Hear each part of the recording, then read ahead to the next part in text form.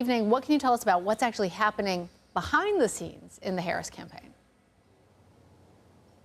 Hey, Lana, it's great to be with you. Behind the scenes, the Harris campaign has gone dark. Even internally, they really aren't communicating that much, but they are feeling sad. There is a sense of solemnness, and there's also a sense of shock and surprise. They definitely thought that this election was going to be close. They did not expect the results to come in so swiftly and be so decisive. They thought we could be waiting days until we actually had an answer on who the next president of the United States will be. So they haven't even really begun to do that post-mortem to look at where they went wrong. Right now, as you mentioned, they're just trying to figure out what's going to happen and what today looks like and when Kamala Harris will come back to Howard University and address her supporters. Lindsay, it's great to be with you in person finally, but tonight we're going to see Democratic surrogates in the spin room. These are going to be politicians like Jasmine Crockett. You're going to see Amy Klobuchar, Senator Mark Kelly, and you'll also see Illinois Governor J.B. Pritzker. But you know, the spin room is where these surrogates are going to convene in an attempt to simply spin the narrative based on what we hear from these candidates on that stage tonight. Pritzker, who at one point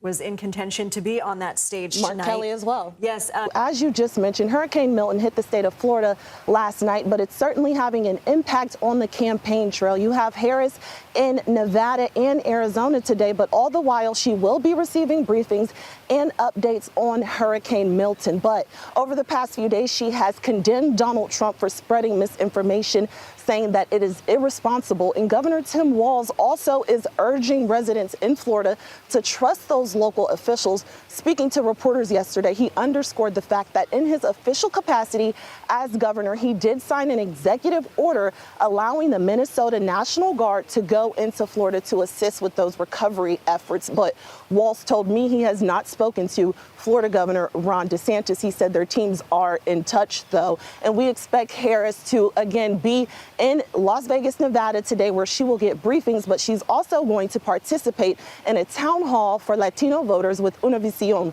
today before she heads to Arizona. And it's certainly been a very busy week in the state of Arizona. Tim Walz and J.D. Vance were just there yesterday. Well, according to a senior campaign official, former President Barack Obama is going to be out on the campaign trail voicing his support for the Harris-Walz ticket, but that's actually going to start next week on Thursday in Pittsburgh. We're going to see Obama in other battleground states, but he's starting out in the Commonwealth of Pennsylvania, which is one of those highly contested states that we've been covering this entire election. Harris herself has actually visited Pennsylvania 13 times just this year, but I do find it interesting that Obama was one of the last prominent Democrats to come in and endorse Harris's candidacy when Biden first dropped out of the race, and we haven't yet seen them on the campaign trail together. So that's something we'll be watching to see if that happens in the weeks to come. I agree with you. It's fascinating to see that they are rolling him out now at the 11th hour, and maybe he is going to be the closing argument for Kamala Harris. We will wait and see. Shauna,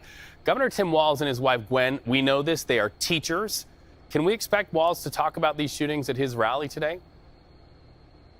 Not only are Tim Walz and his wife Gwen teachers, he comes from a family of teachers. In fact, his siblings are teachers as well, and we know that he met his wife Gwen in the classroom. So I don't think it would be a surprise if we hear Walz mention this today. We also heard him talk about it in Lancaster, Pennsylvania at a campaign stop yesterday. But in his regular stump speech, Tim Walz says that he's a supporter of the Second Amendment. He also brags that he had the best shot in Congress when he was in the House of Representatives. But he says that our kids should not be getting shot dead in their classrooms. That's a regular part of his stump speech, and so we can certainly expect to hear him talk about that shooting in Georgia today. Yeah, there was a lot of Midwest nice going on last night. But you know, we're both from the Midwest. I'm not sure if people are actually that nice. I'm from Chicago. I disagree with that, but that's for tomorrow's By the Way. We have a By the Way segment to get to today. Yeah, you guys are great. Thank you so much. Guys. Thank you for all the work you do and the many, many hours on the road.